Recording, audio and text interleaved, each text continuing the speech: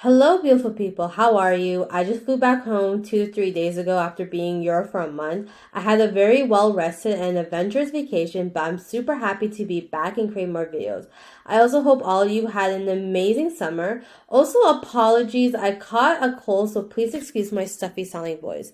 In this video, I'll be reviewing Blackpink's long-awaited comeback, Pink Venom. Now, as a disclaimer, I will be brutally honest with these videos. I'd rather be a critical and honest K-pop fan rather than one who blindly loves everything for clout. Remember, there's a difference between hate and constructive criticism. Regardless if I'm going to boycott them or not, I am really excited for Blackpink's future music because I have loved them since I became a K-pop fan back in 2018. Now, without further ado, let's begin.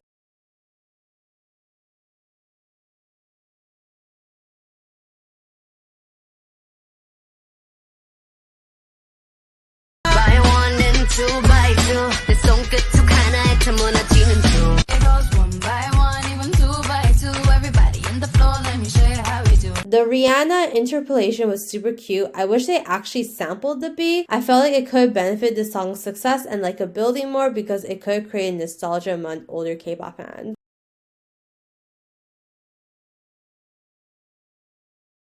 Although their rapping in the song isn't as good as their past releases such as How You Like That or Whistle, I found Lisa's rap part really cute. I love the ending where they're trying to slow dance. I mean, come on, Blackpink's friendship is so cute and just adorable. But overall, I flipped out seeing Jennie rapping because I miss main rapper Jennie. She like disappeared and now she's back. Also, she looks so hot. Like that straight hair and crop top combo. Like, please, can she accept my marriage proposal now?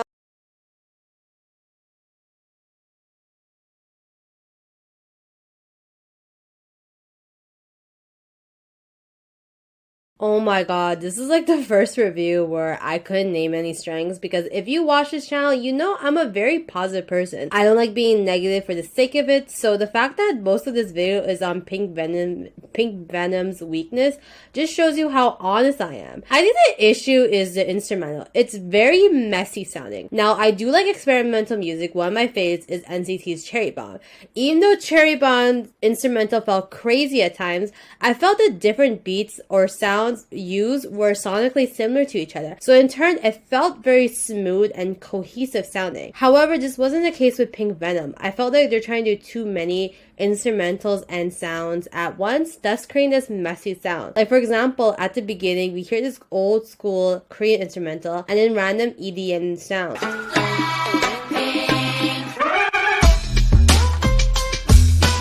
Two separate genres of music, so it comes off as odd. Whereas with Cherry Bomb, I felt that the instrumentals sort of build off each other, creating a smooth and cohesive sound.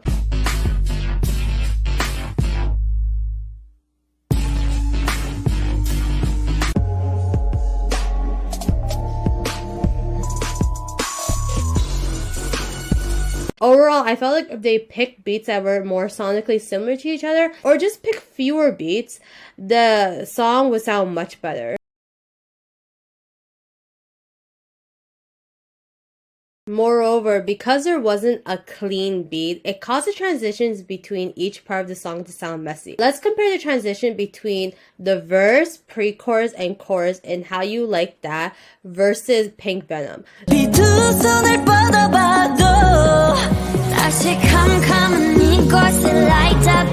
Makes no sense, you couldn't get a dollar out of me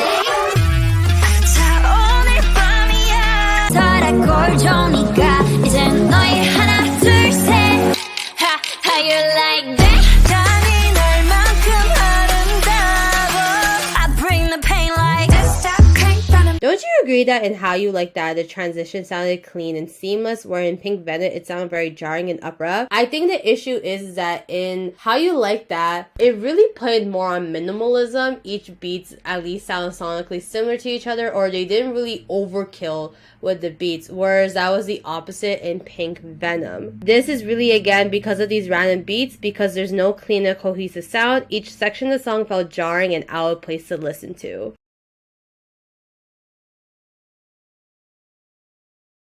Typically, producers always ensure there's a balance between the vocals and instrumentals so it feels seamless and that the listener can enjoy both of them. But with Pink Venom, the instrumental felt extremely overpowering at times. To this day, I couldn't even understand what Jennie was saying at the beginning because all I could hear was that instrumental. Again, this has to do with the mixing and compression of the song.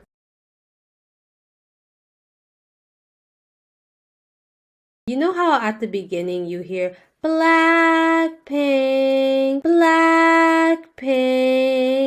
That part really weirded me out. It felt like a major turnoff while listening to the song, and there was nothing melodic about it. At times, I felt like I was in a cult. I felt like there wasn't a lot of melodic lines in the song apart from the pre-chorus and the bridge. So what I mean by melodic lines is that it doesn't really flow like a song. It's just kind of like talking, right? So it's just really them repeating a bunch of words back and forth over a lackluster beat. Like when I compare it to their second last song, Lovesick Girls, that chorus was beautiful. It had a gorgeous instrumental and melody.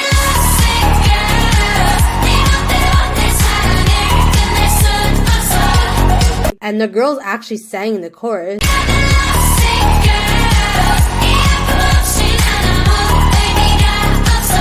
It had lyrics that told a story rather than a cult-like chant.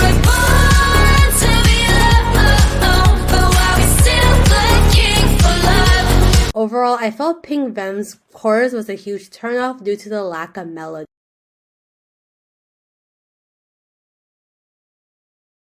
A ton of YouTubers like Vixa Mare have covered the Teddy formula / Blackpink formula, and their videos are in the description box of this video. By the way, Teddy Park is Blackpink's main producer and did produce for other notable K-pop groups like 2NE1 and Big Bang.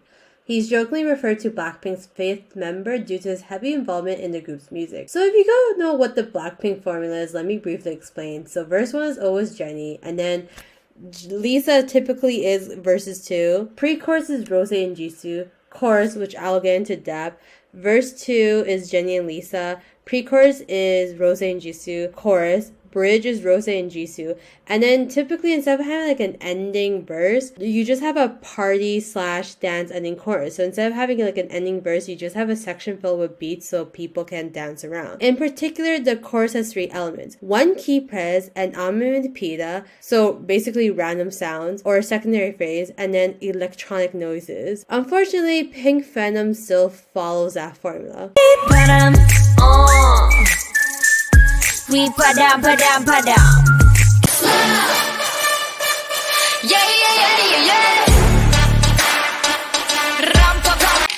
How you like that?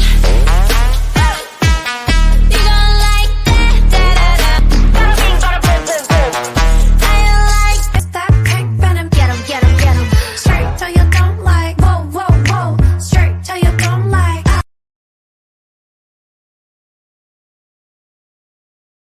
Now, using a formula occasionally is fine, but when you do it all the time, it's just plain lazy. As an artist, it's important to be versatile, as in change up your sound, try a new song structure, and styles out. Because when you're good at being versatile, it shows the audience that you can master different types of music effortlessly. Like you can do R&B as well as you can do hip hop. You can do rap heavy songs as well as vocal heavy songs. Plus, being versatile makes your discography more engaging to listen to. As a listener, I won't be like, oh my gosh, I cannot wait to see what this artist is gonna put out. Oh my god, they did this type of song? That's so cool, that's so unexpected. But because Blackpink relies on this formula, it makes their music predictable, thus reducing this fun listening experience. The thing is, it's not that hard for Teddy to try something new. What if Jisoo does the first verse? What if instead of having a chorus filled with repetitive phrases, actually have lyrics, like a full chorus?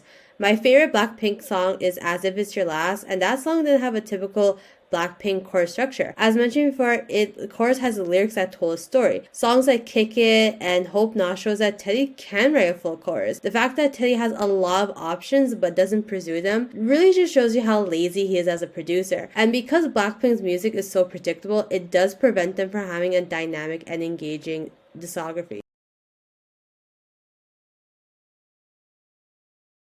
And what makes me angry with this formula is how it always succeeds.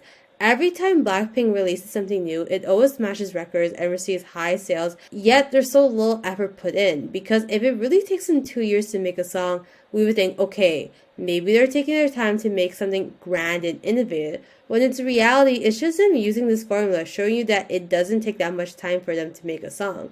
This whole scheme is of course part of YGE's strategy. They're purposely starving us blinks by not giving us any contact at all, because they know that once Blackpink releases something, we stream like crazy because we're so deprived. We just can't believe they're back. Because the strategy works so well, it just gives YG the excuse to be lazy, to not put any effort in and be mediocre. And this is why I joke in the title that I'm boycotting them, because as a fan, I know I deserve better music. I deserve a product that people put time and effort in. I deserve something new and innovative, not recycled products. So Blinks, I don't blame you for being so receptive and just streaming because you can't believe their backs. But I want you to be more mindful because as fans, we deserve more. So please, next time Blackpink releases music, just be calm about it and don't stream it like crazy. Because yes, I know you're so in shock that they're back. That's why you're streaming like crazy because you're in disbelief. But be mindful over the fact that YG's just really playing with your feelings and is causing you to listen to the song. So that's why you need to listen to the song more critically. That way you won't be over streaming. As well, don't stream for the sake of supporting them. If you don't like the song, please let it flop. It forces YGE to make good music that we deserve. And also, by the way, if you like Blackpink's music, regardless of it being formulaic, that's totally okay. You can enjoy in peace. Music is meant to be subjective. I'm more so criticizing Blinks for just streaming like crazy. We're not really enjoying the song. Now, I want to emphasize the title is kind of a joke, and I am excited for Blackpink's new album because I love their previous work. But again, as a Blink, I really do deserve better, and I'm just more so voicing my frustration that we're kind of applauding YG for being lazy. So again, Blinks, let YGE suffer for once as payback. And also, please be careful next time they release a song because, we're overstreaming it because we cannot believe they're back. We're just like, what? Is this real? Am I dreaming? But really, it's YGE's plan to trick us into overstreaming the song and the music video.